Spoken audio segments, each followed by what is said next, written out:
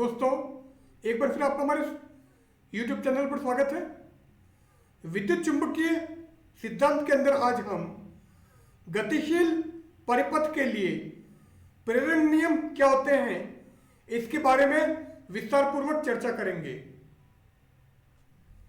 तो आज के हमारे इस लेक्चर में हम गतिशील परिपथ के लिए प्रेरण नियम, स्वप्रेरकत्व तथा अन्योन्य प्रेरकत्व के बारे में विस्तार पूर्वक चर्चा करेंगे। तो सबसे पहले गतिशील परिपथ के लिए प्रेरण नियम। यदि एक बंद परिपथ समय परिवर्तित चुंबकीय क्षेत्र B में गति करता है, चूंकि B समय के साथ में परिवर्तित हो रहा है इसलिए यह R तथा T का फलन है। तो यदि एक बंद परिपथ समय परिवर्तित चुंबकीय क्षेत्र B में गति करता है तो दो विद्युतवाहक बल होंगे। इनमें से एक विद्युतवाहक बल परिपथ में चुंबकीय फ्लक्स में परिवर्तन के कारण प्रेरित होता है, जबकि दूसरा विद्युतवाहक बल चुंबकीय बल के सापेक्ष परिपथ की गति के कारण होता है तथा यह दूसरा विद्युतवाहक बल गतिक विद्युतवाहक बल कहलाता है। चूंकि दूसरा विद्युतवाहक बल चुंबकीय बल के सापेक्ष परिपथ की गति के कारण उत्पन्न हो रहा है, इसलिए यह विद्युतवाहक बल गतिक विद्युतवाहक बल कहलाता है। अब यहां पर हमने एक परिपथ दर्शाया है। यहां ये जो कंटूर हमने दर्शाया है, यह परिपथ जो दर्शाया है इसे हमने CT से निरूपित किया है। तो CT किसी समय t पर आकृति है, जबकि C t plus delta t समय t प्लस डेल्टा t पर आकृति है। तो समय t पर आकृति या परिपथ ये CT है, जबकि t प्लस डेल्टा t समय पर आकृति या परिपथ हमने ये बिंदुवत रेखा से दर्शाया है। माना फाई t समय पर परिपथ में से गुजरने वाला फ्लक्स है तथा phi t plus delta t समय पर परिपथ में से गुजरने वाला फ्लक्स है। तो समय t पर परिपथ में से गुजरने वाला फ्लक्स फाई t, जबकि समय t प्लस डेल्टा t पर परिपथ में से गुजरने वाला flux phi t plus delta t है। परिपथ से संबद्ध चुंबकीय फ्लक्स में परिवर्तन की दर d phi by dt is equal to limit delta t tends to 0 phi at t plus delta t minus phi at t divided by delta t। तो यहां d phi by dt अर्थात परिपथ से संबद्ध चुंबकीय फ्लक्स में परिवर्तन की दर है। अब चुंबकीय फ्लक्स की परिभाषा से phi is equal to integration b dot ds। अब ये हमारा परिपथ था। यह परिपथ समय के साथ में गति करता है तथा किसी समय t प्लस डेल्टा t पर यह इस अवस्था में है। So limit delta t tends to 0 integration for surface t plus delta t b dot ds minus integration for surface at t b dot ds। अब यहां पर हमने सतह t प्लस डेल्टा t पर ली है या क्षेत्रफल t प्लस डेल्टा t पर लिया है, इसलिए चुंबकीय क्षेत्र भी t प्लस डेल्टा t समय पर होगा और यहां पर S t पर है इसलिए b का मान भी t पर होगा। अब S at t plus delta t is equal to S at t plus integration CT v cross dl into delta t। यह ST परिपथ CT द्वारा घेरा गया पृष्ठ क्षेत्रफल है जबकि S T plus delta T परिपथ सी टी द्वारा घेरा गया पृष्ठ क्षेत्रफल प्लस डेल्टा टी समय में परिपथ सी टी के तत्व डी एल द्वारा चला गया क्षेत्रफल है। तो यह तत्व डी एल या डेल्टा एल है। तो इस डेल्टा एल तत्व द्वारा डेल्टा टी समय में चला गया क्षेत्रफल ये होगा।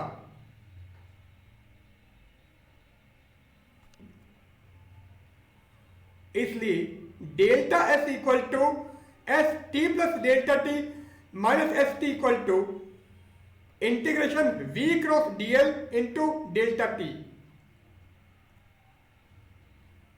अब integration s at t plus delta T is equal to integration s H T plus integration at delta s।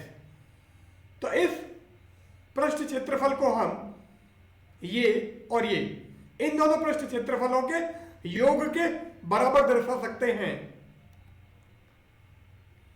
चूंकि D phi by D T equal to limit delta T tends to zero integration S at T plus delta T B at T plus delta T dot D S minus integration S at T B at T dot D S upon delta T है। इसलिए D phi by D T equal to limit delta T tends to zero. अब इस integration को हम इससे प्रतिस्थापित कर देते हैं। सो ये क्या हो जाएगा, integration at S T B at T plus delta T dot D S plus integration at delta S B at T plus delta T dot D S minus integration S at T B at T dot D S divided by delta T. अब हम इसको और इसको साथ में ले लेते हैं। So limit delta T tends to zero integration S at T. अब इसमें और इसमें डॉट डी एस कॉमन आ जाएगा। सो डॉट डी एस को हमने बाहर ले लिया है और ब्रैकेट में आ जाएगा B at T plus delta T minus B at T. और ये वाली जो क्वांटिटी है इसको हम एज इट इज लिख देते हैं। So plus integration delta S B at T plus delta T dot D S upon delta T. और ये हो जाएगा integration of S T delta B by delta T dot D S. और इसको हम ये लिख देते हैं। So D phi by D T हो जाएगा integration S of T delta B by delta T dot D S plus integration C T of B dot V cross D L. अब ये वैल्यू अभी हमने निकाली है। So D phi by D T equal to integration delta B by delta T dot D S plus integration D L dot B cross V. So B dot V cross D L को हमने D L dot B cross V लिख दिया है और A dot B equal to B dot A होता है। So इसको हम B cross V dot D L लिख सकते हैं और A cross B equal to minus B cross A है। सो ये हो जाएगा minus V cross B dot D L. So D phi by D T equal to integration delta B by delta T dot D S minus integration C V cross B dot D L. यदि चुंबकीय क्षेत्र B का मान नियत हो, अब यदि चुंबकीय क्षेत्र B नियत है so delta B by delta T का मान शून्य होगा। So D phi by D T equal to minus integration v cross b dot dl। So delta B by delta T equal to zero. So इसको हमने zero कर दिया। So D phi by D T equal to minus integration v cross b dot dl और इसको हम we B L लिख सकते हैं। So D phi by D T equal to minus V B L. अब प्रेरित विद्युतवाहक बल का मान फैराडे के नियमानुसार E equal to minus D phi by D T. So E equal to minus D phi by D T है और D phi by D T का मान माइनस वी बी एल है। So E equal to minus of minus V B L. So E is equal to V B L. So प्रेरित विद्युतवाहक बल का मान वी बी एल के बराबर होगा। यहां V वेग, B चुंबकीय क्षेत्र तथा L दूरी है। So E equal to V B L. यदि B समय के साथ परिवर्तित हो तो यदि B का मान नियत न होकर समय के साथ परिवर्तित हो तो D phi by D T का मान इस सूत्र से दिया जाएगा। चूंकि delta B by delta T इस अवस्था में शून्य नहीं होगा। अब D phi by D T हमने ये निकाला है एंड स्टोक्स के प्रमेय से हम रेखीय समाकलन को पृष्ठ समाकलन में परिवर्तित कर सकते हैं। So integration v cross b dot dl को surface integration del cross v cross b dot ds लिख देते हैं। सो इसको हम ये लिख देते हैं। So D phi by D T equal to surface integration delta B by delta T dot ds और इसको हमने ये लिख दिया। So minus surface integration del cross v cross b dot ds। अब प्रेरित विद्युतवाहक बल फैराडे के नियमानुसार equal to minus D phi by D T और D phi by D T हमारा ये है। तो यदि हम E निकालें या प्रेरित विद्युतवाहक बल का मान निकालें तो E equal to minus integration delta B by delta T dot D S plus surface integration del cross v cross b dot D S. So प्रेरित विद्युतवाहक बल का मान ये होगा।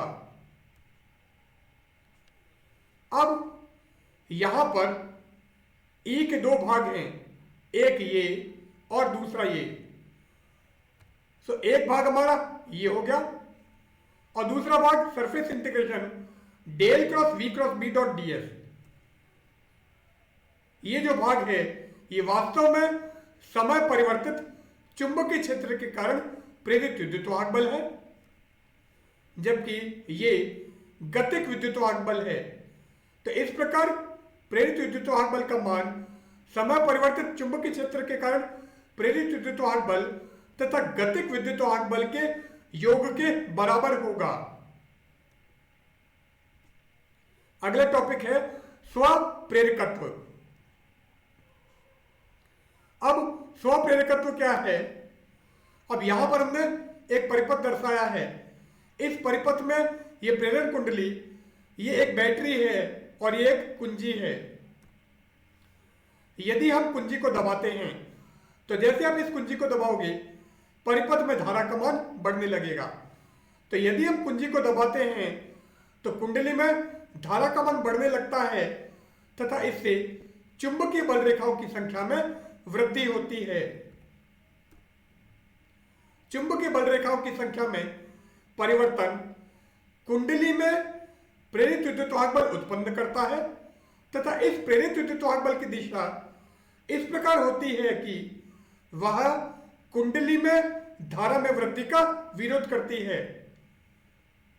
क्योंकि हमने कहा था कि लेंज के नियमानुसार प्रेरित विद्युतवाहक बल तथा प्रेरित धारा सदैव इस प्रकार होती है कि वह उन कारणों का विरोध करती है जिनके कारण उसकी उत्पत्ति हुई है।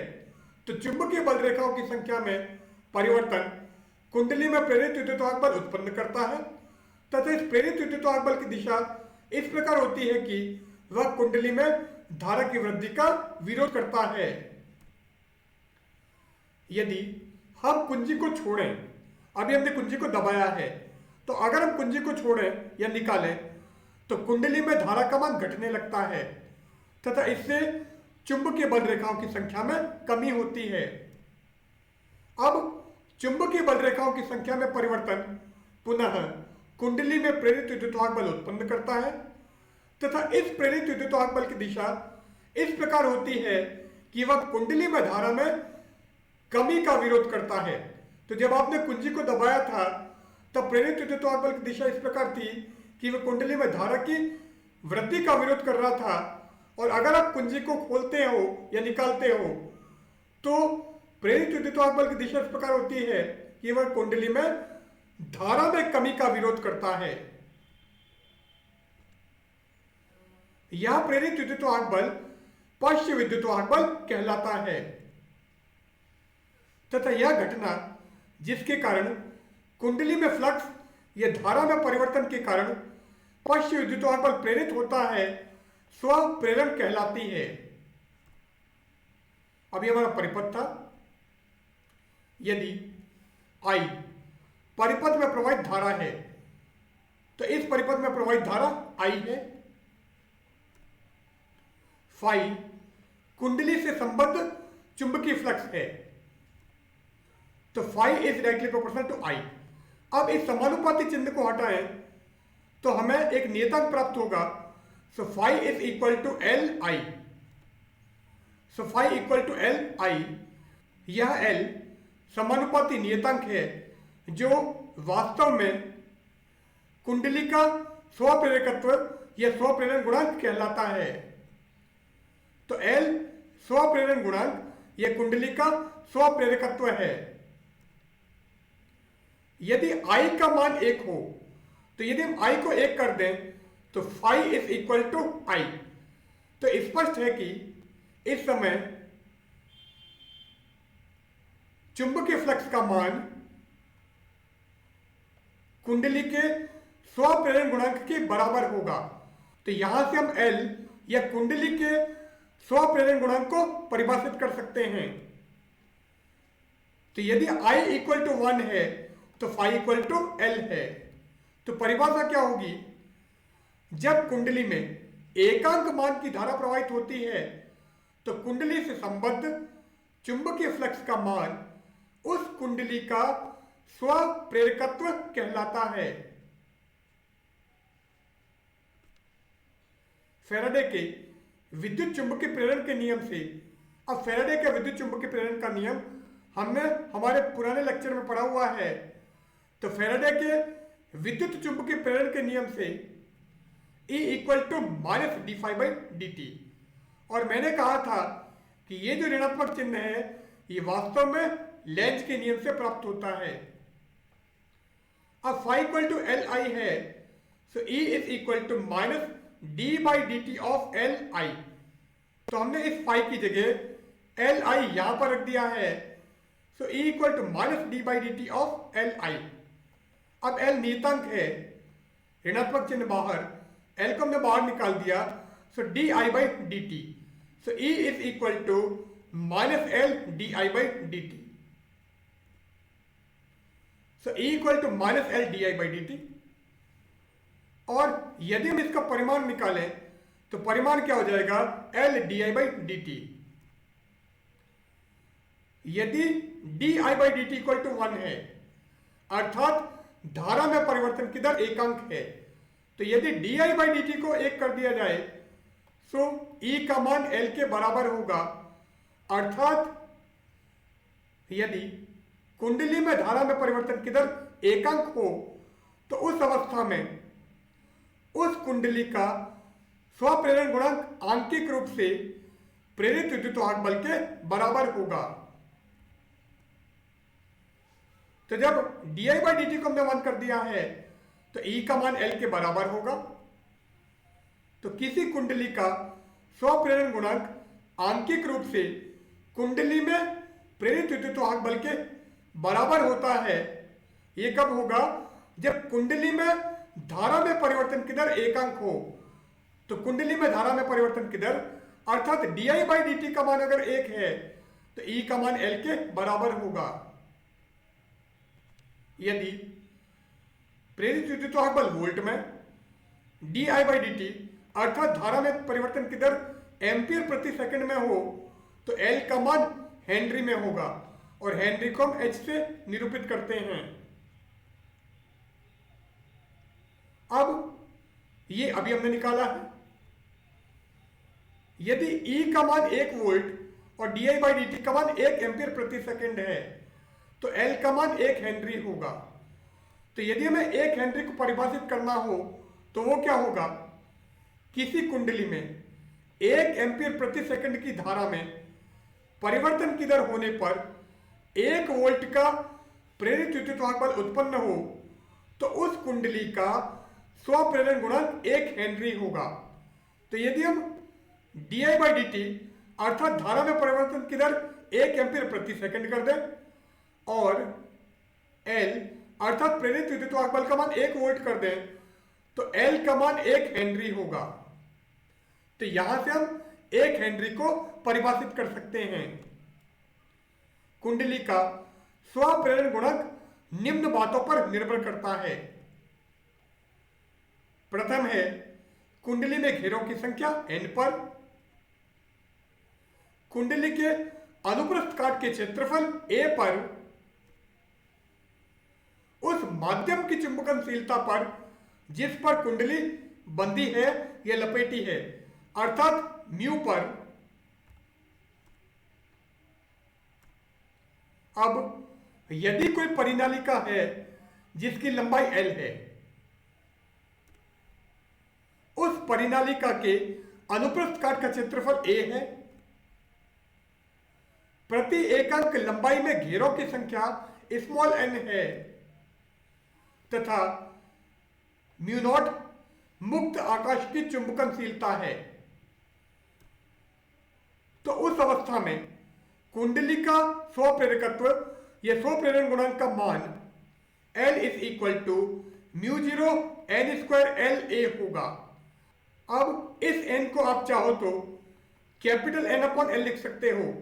तो कैपिटल N यहां पर कुल घेरों की संख्या है जबकि L परिनालिका की कुल लंबाई है। So L equal to mu naught N square L A या n की जगह हम कैपिटल N अपॉन L लिख सकते हैं। अब अगला टॉपिक है अन्योन्य प्रेरकत्व। अभी हमने स्वप्रेरकत्व के बारे में चर्चा की है। इसी प्रकार यदि हमारे पास में एक कुंडली के स्थान पर 2 कुंडलियां हैं और दोनों पास पास में रखी हैं तो उस अवस्था में एक कुंडली में परिवर्तन करने पर दूसरी कुंडली में भी परिवर्तन होगा और इस परिवर्तन के लिए जो उत्तराधिकारी है या जो कारण है वो वास्तव में अन्योन्य प्रेरकत्व है। अब यहां पर एक कुंडली ये है, दूसरी कुंडली ये है। इस कुंडली को हमने प्राथमिक कुंडली P और इसको हमने द्वितीय कुंडली S कहा है। अब प्राथमिक कुंडली को हमने एक बैटरी से जोड़ दिया है जबकि द्वितीय कुंडली में हमने एक धारामापी रखा है, यह धारामापी लगाया है। सो अन्योन्य प्रेरकत्व क्या होगा, यदि हम कुंजी को दबाते हैं तो जैसे ही आप इस कुंजी को दबाओगे इस कुंडली P में धारा के मान में वृद्धि होगी। तो यदि हम कुंजी को दबाते हैं तो कुंडली P में धारा का मान बढ़ने लगता है तथा स्वप्रेरण के कारण इस कुंडली में प्रेरित विद्युत बल उत्पन्न होता है। अभी हमने स्वप्रेरण या स्वप्रेरकत्व के बारे में चर्चा की है। तो जैसे आप इस कुंजी को दबाओगे इस कुंडली में धारा का मान बढ़ने लगेगा तथा स्वप्रेरण के कारण इसमें प्रेरित विद्युत बल उत्पन्न होगा। यह प्रेरित विद्युत बल जिसे हम पश्च विद्युत बल कहते हैं इस कुंडली में धारा में वृद्धि का विरोध करता है। चूंकि कुंडली S कुंडली P के अत्यंत निकट होती है इसलिए प्राथमिक कुंडली P का चुंबकीय फ्लक्स द्वितीय कुंडली अर्थात कुंडली S में भी प्रेरित होता है तथा यह कुंडली S में भी धारा में वृद्धि का विरोध करता है। इसी प्रकार यदि हम कुंजी K को हटाएं या कुंजी K को निकाल दें या छोड़ दें तो उस अवस्था में भी यह घटना होती है। तो यह घटना यदि कुंजी K को छोड़ दिया जाए या निकाल दिया जाए तो भी होती है। वह घटना जिसमें एक कुंडली में फ्लक्स या धारा में परिवर्तन के कारण उसके समीप रखी दूसरी कुंडली में पश्च विद्युत बल प्रेरित होता है, अन्योन्य प्रेरण कहलाती है। अभी हमारे पास में परिपथ था, यदि I कुंडली P में प्रवाहित धारा है तो इस कुंडली में प्रवाहित धारा I है, तथा फाई कुंडली S में प्रेरित चुंबकीय फ्लक्स है, तो फाई का मान I के समानुपाती होगा। So phi is directly proportional to I। अब यदि हम इस समानुपाती चिन्ह को हटाएं तो नियतांक आएगा, और यहां पर नियतांक हम m लगाते हैं, तो फाई इक्वल टू एम आई। यह नियतांक m जो वास्तव में समानुपाती नियतांक है दोनों कुंडलियों के मध्य अन्योन्य प्रेरकत्व या अन्योन्य प्रेरण गुणांक कहलाता है। So phi equal to M I, और मैंने कहा है कि m कुंडलियों के मध्य अन्योन्य प्रेरण गुणांक या अन्योन्य प्रेरकत्व कहलाता है।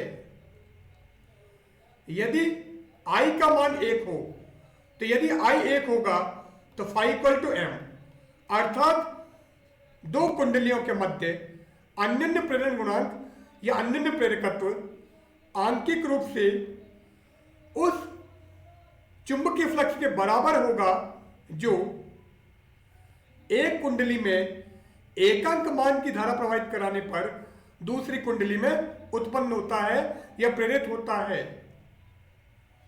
तो यदि I इक्वल टू 1 है तो phi equal to M.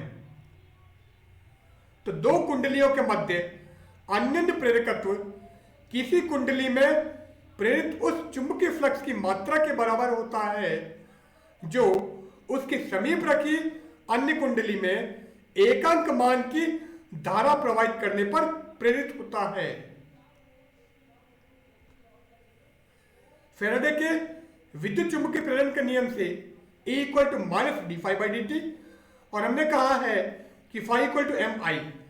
So E क्या हो जाएगा, minus D by D T of M I, और m नियतांक है, so E equal to minus M D I by D T.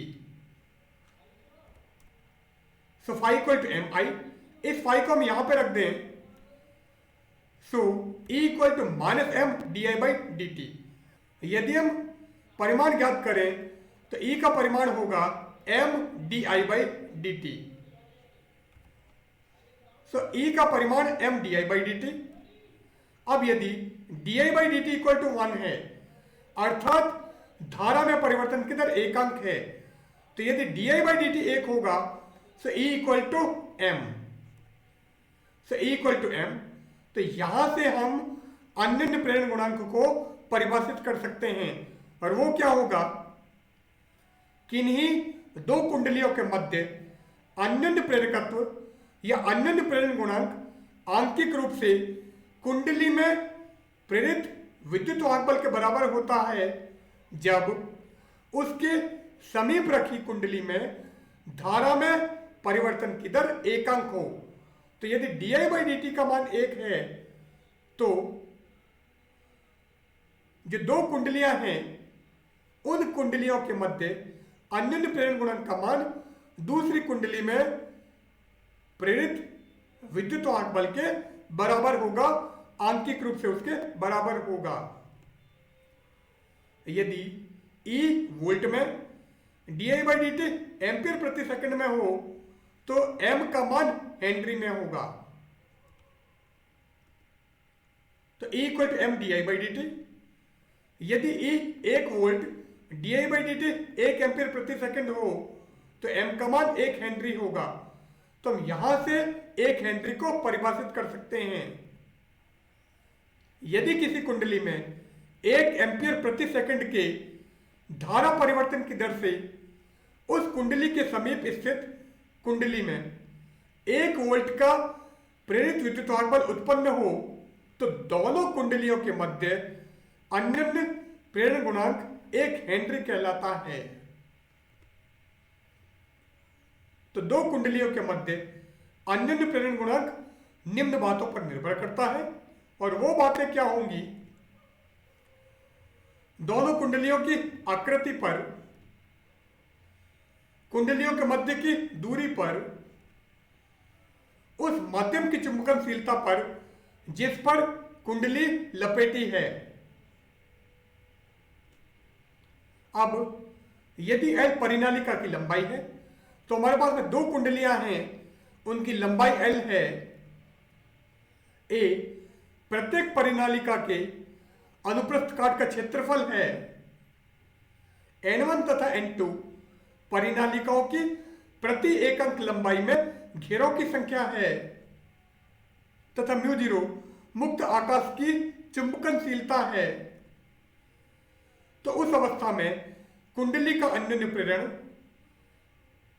चूंकि L equal to μ0 n² LA है, तो अन्योन्य प्रेरण गुणांक के लिए हम इस m को L और n² की जगह n1 n2 ले लेते हैं। So m equal to μ0 n1 n2 LA, तो यह कुंडली का अन्योन्य प्रेरण गुणांक होगा। तो यहां पर हम आज का हमारा ये लेक्चर समाप्त करते हैं। इसी प्रकार हम समय समय पर नए नए लेक्चर लेकर आते रहेंगे। तब तक के लिए गुड बाय।